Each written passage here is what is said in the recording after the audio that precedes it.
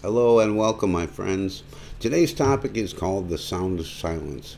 Although I'm going to sort of be meandering into a lot of other topics, hopefully by the end of the video that title will make some sense.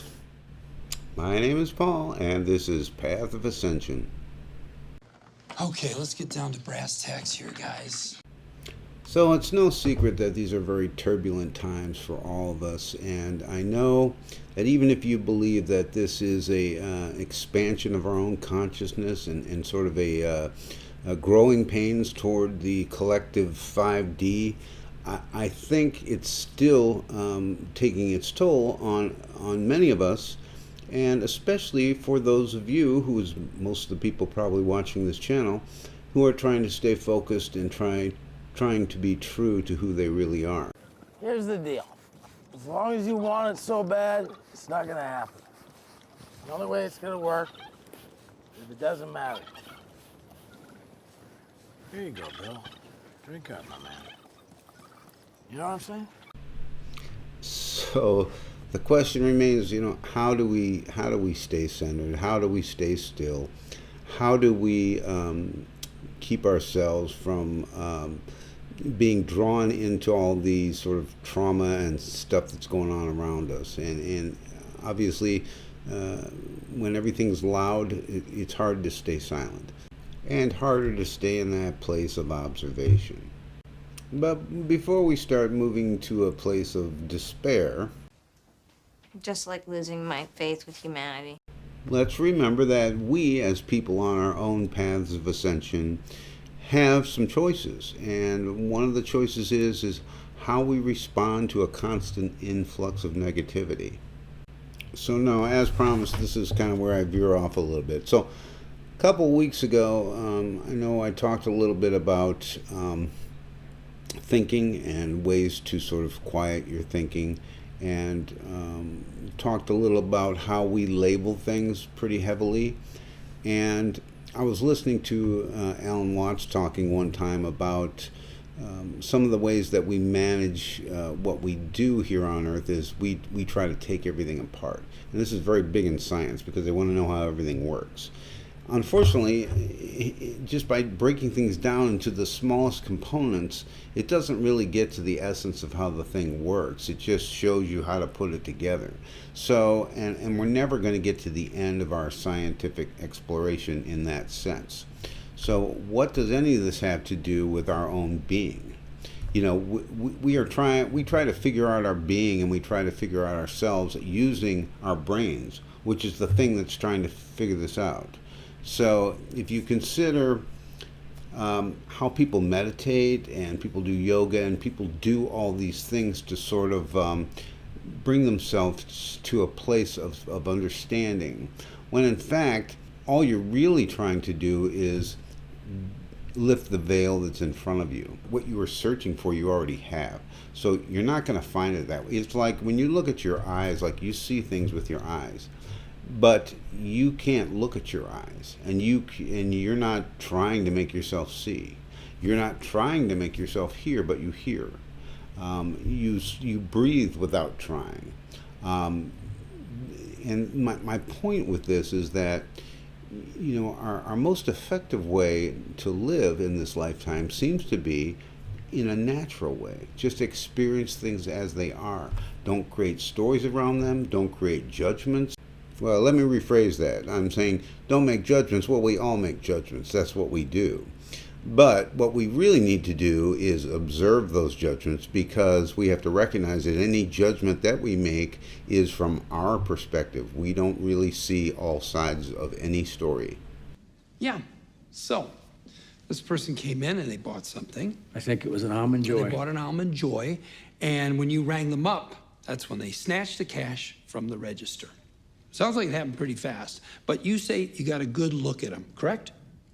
Yes. You must drink stronger coffee than I do, because after 11 hours on the job, I can barely see straight. And it was dark out. Well, he's the only guy that came in that night that wasn't made up like a bat or a cat or whatever the hell those guys are. And he was right up in my face. Right? And according to your testimony, you feel confident that you can identify this person. That's what you're saying. I can. Absolutely. It's him, your client. Are you sure that's the person? There's no doubt in your mind. Take your time. I don't need time, that's him.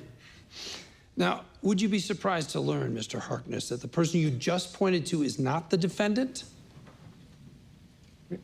What? And my client is in the back of the courtroom. Mr. Sakey, would you please stand up? Objection. Now, the person you ID'd is named Hollis Early. He's a bartender down in Berlin. He has a very good alibi for the night in question. Your Honor, objection. Oh, Mr. Goodman, really? You didn't recognize him either, Your Honor. Don't take it from me, take it from Saul. Thanks for clearing that up. Okay, so let's meander on back to the point of this. I know I titled this "The Sound of Silence," and what does any of this have to do with that?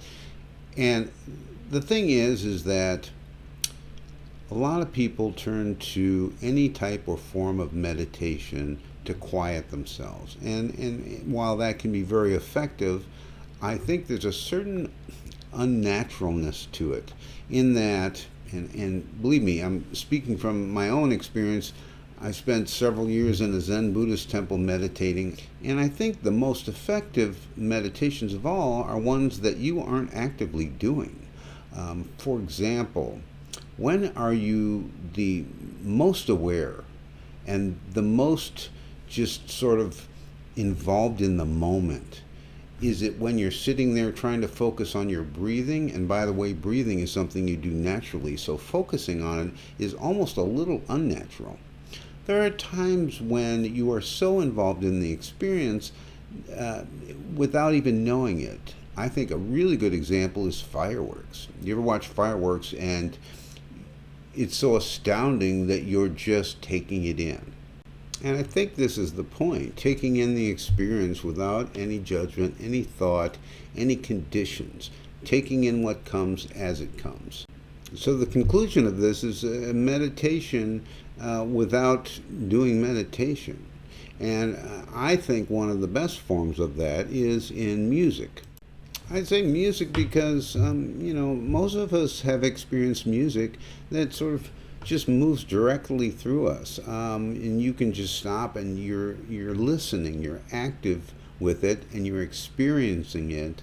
But a good piece of music that really moves you, there's really nothing else going on at the time, and it's a very natural state of meditation and a natural way to get yourself quiet. Now, of course, I'm a little biased. I write music, and that's one of the things I spend a lot of time doing, is trying to create music that allows you to sort of just focus and center yourself. But you guys probably all have something in your music collection that would do that for you, and I'm very interested to hear what would happen if you guys, say you had a formal meditation planned, and instead of doing that, you put on a piece of music, you closed your eyes, you focused, you brought yourself into that. I'd be very interested to see if it had the same effect, and maybe even more depth of the effect of centering yourself as does meditation. And I'd be very surprised if it didn't.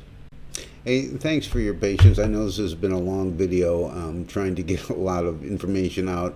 I'm going to leave you with a little example. I made this little ad for it was just a clip of one of my pieces for an ad, and instead of all this talking like I've been doing on this video, I just left an image and the music, and I think it was one of the most effective ads because it just allowed people to stop and experience the music itself.